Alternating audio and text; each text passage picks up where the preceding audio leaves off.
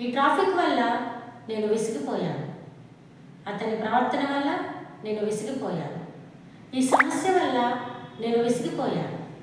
రోజు అదే పని చేయడం వల్ల నేను విసిగిపోయాను. సో ఈ రకమైన సెంటెన్సెస్ని మనము ఇంగ్లీష్లోకి ఎలా ట్రాన్స్లేట్ చేయాలో చూద్దాం. Okay, let us see. First sentence is ఈ ట్రాఫిక్ వల్ల నేను విసిగిపోయాను.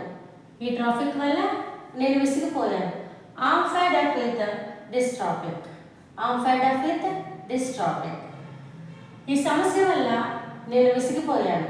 ఈ సమస్య వల్ల నేను విసిగిపోయాను. సో ఈ సెంటెన్స్ని మనం ఇంగ్లీష్లో ఎలా ట్రాన్స్లేట్ చేయాలో చూడండి. I'm fed up with this problem. I'm fed up with this problem.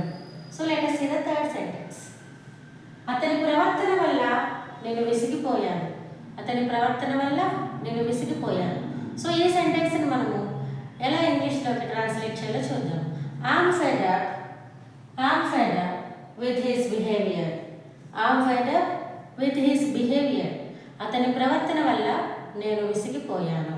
Let us see the fourth sentence. Next సెంటెన్స్ని మనము తెలుగు నుండి ఇంగ్లీష్లోకి ఎలా ట్రాన్స్లేట్ చేయాలో చూద్దాం. చూడండి, రోజు అదే పని చేయటం వల్ల నేను విసిగిపోయాను. రోజు అదే పని చేయటం వల్ల విసిగిపోయాను. సో ఈ సెంటెన్స్ని మనము ఇంగ్లీష్లో ఎలా ట్రాన్స్లేట్ చేయాలి అని అంటే I'm fed up with doing the same work daily. I'm fed up with doing the same work daily.